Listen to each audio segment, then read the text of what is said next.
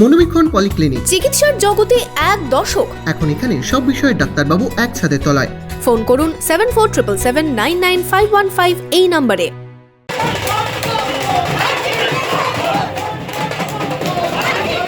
বহরমপুরের খাগড়া এলাকায় ভোট প্রচারে অধীর চৌধুরী। শনিবার সকাল থেকেই পায়ে হেঁটে মিছিল করে চলল প্রচার। এদিন খাগড়া চৌরাস্তা মোড় থেকে প্রচারে শুরু করেন বহরমপুরের কংগ্রেস প্রার্থী। বাম ও কংগ্রেসের নেতাকর্মীদের সাথে নিয়ে চলল সকাল থেকেই জনসংযোগ। খাগড়ার বিভিন্ন এলাকায় অলিগলি ঘুরে বাড়ি বাড়ি প্রচার সারলেন অধীর।